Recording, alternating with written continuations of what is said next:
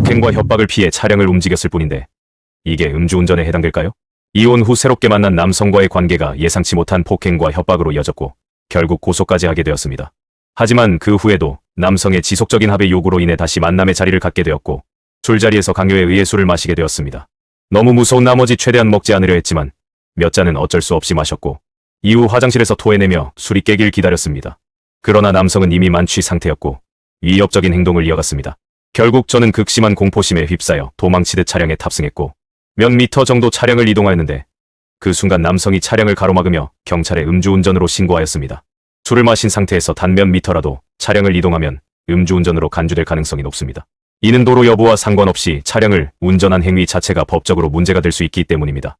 즉, 불가피한 상황이라 하더라도 음주운전, 구제 방법을 찾아 적극적으로 대응하지 않으면 면허 취소 처분을 피하기 어려울 수도 있습니다.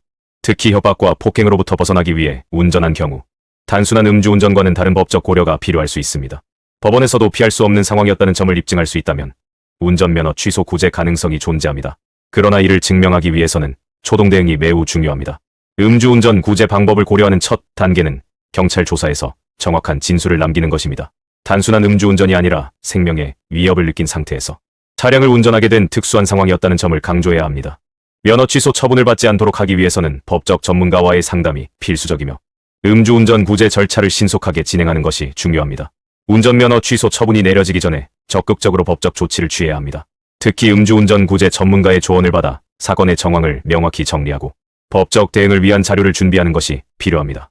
혼자 고민하지 마세요. 폭행과 협박을 피하려 한 정황이 명확하다면 법률적으로도 면허 취소 처분을 피할 가능성이 있습니다. 주변의 도움을 요청하고 음주운전 구제 방법을 통해 운전면허를 지키기 위한 대응책을 마련해야 합니다. 도움이 되는 정보만 보고 싶다면 구독만 눌러주세요. 휘정심판은 단 한 번의 기회입니다. 도움이 필요하면 언제든지 문의하세요. 구제 가능성을 즉시 판단해드립니다.